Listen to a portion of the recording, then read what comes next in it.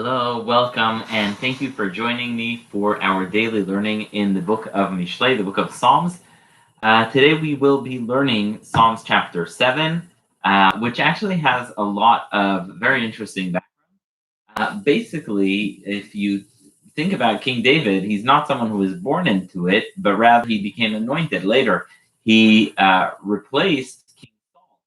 And usually kingdoms were successive, meaning it would go to the next child.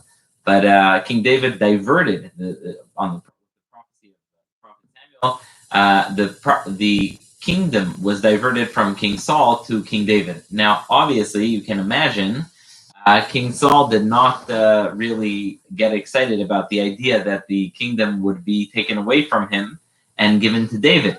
So he pursued King David many times in many ways and trying to kill him. And so King David, who did no harm to, it's not like he was staging a coup, he did no harm to King Saul. He was constantly on the run from King Saul. So there's a great story shared in the book of Samuel where King David is trying to prove to King Saul that he is not seeking to do any harm. And so King Saul is sleeping, and while he's sleeping, King David comes close to him, before he's king, David, and he cuts off a piece of his garment. So in those days, people wore sort of like the kind of garments you see in Arabia, these kind of tunics. And so King David goes while he's sleeping, takes a knife, and he tears off a piece of his clothing. And next time he sees him, he shows him, look, I could have taken your life, but I didn't. Obviously, I'm not seeking to cause you any harm.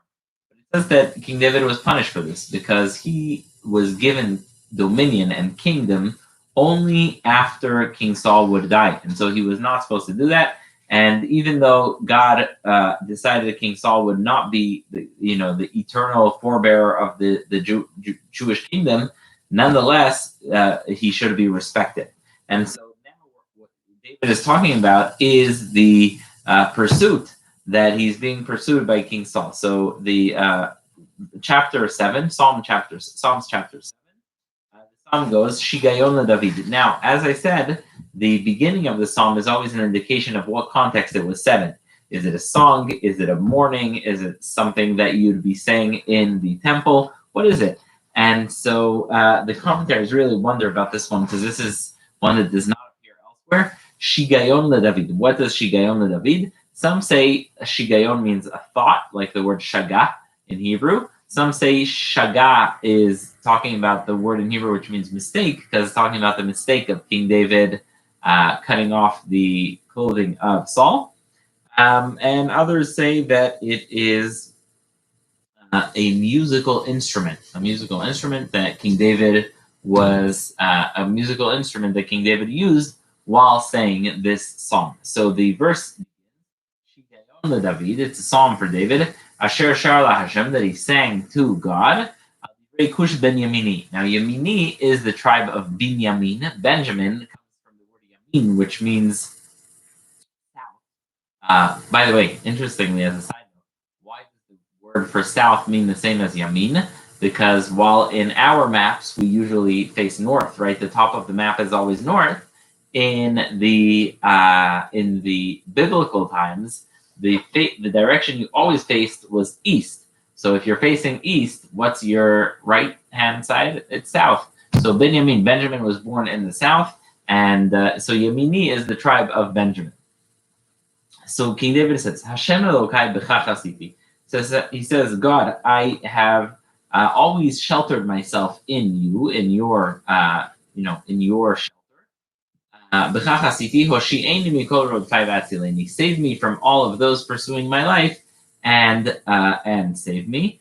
Penitrof ke'aryeh nafshi, lest he take my soul like a lion. A lion doesn't just hunt; he devours, he destroys. He's the ultimate predator. He will come and sort of undo me, devour me, and there will be no one there to save me. And so King David goes, and he's the fascinating thing, and you'll see this as a pattern throughout the book of Tehilim, is that King David is always very candid with God. He's saying, if there's something between the two of us, between you and me, let's work it out. But between me and my friend, I think, or between me and my enemy, I think I'm okay. So he says to God, Hashem Elokai masiti zot, if indeed I did something that is worthy of punishment, God punish me. If there is a injustice, if there is a financial dishonesty that I've committed, then tell me. If I have rewarded someone who did good to me with bad, if I showed ingratitude and committed some action against the person who actually helped me, or if I have pursued someone for no reason, meaning in this case he's talking about King Saul, where he cut off his garment. Yirdof oyev nafshi, very strong words. He says, God, if I did this, if I stole, if I did something bad to someone, if I pursued someone for no reason, you're right, let the enemy pursue me and take me. And my honor he can trample all the way to the dust. But he says, I don't think that's the case. And I don't think that's what I've been doing. And therefore, God, I ask you, please show those who are pursuing me that is not the case. And please show me your justice. Show me the power that give me strength to show that actually I am innocent. What do I do when a group of nations is facing me? Remember, King David faced so many, if you think about it, it's mind-boggling. He faced so many adversaries, whether it's his son, Absalom, trying to stage a coup, whether it's his father-in-law, King Saul, whether it is the people with whom he fought, the neighbors, the Philistines, the Edomites. And so he's surrounded with battles. He's surrounded with enemies. So he says, Hashem Yadinamim, God. So I'm sorry. He says first, he says, I'm surrounded by legions from all these different nations, Philistines, Edomites.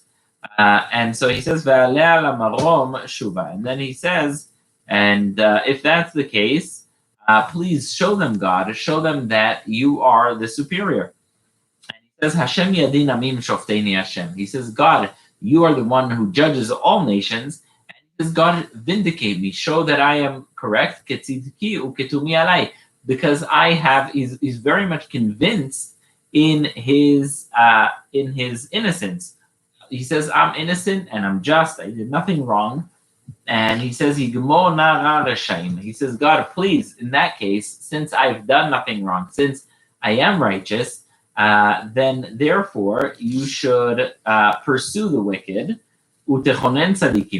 and you shall establish the righteous. Now, this is the most beautiful term in Judaism, and actually very much in the ancient world. People believed that intentions, things that we think about. There's actually some interesting recent research on this topic. I'm not familiar with it, so I don't want to speak about it, but you can look it up. But a lot of intuition comes from some element related to the kidneys. And so when you speak about the kidneys in biblical times, you're talking about intuition. So he says, God inspects kidneys and hearts. And by the way, the same idea is with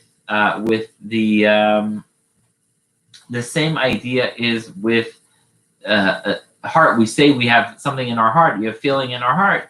That's talking about that's talking about feelings, even though it's not actually in our heart, it's in our brain. So he continues, says, Magini al Elohim Moshe Yisrael, the one who protects me is God, and he is the one who salvages those who are straight in their heart. We will continue from verse 10 and chapter 7, God willing, on Sunday, and I want to take this opportunity to wish everyone Shabbat Shalom, and thank you for being with us, and God willing, we'll continue on Sunday. Shabbat Shalom to everyone. Thank you so much, and I hope to see you next week.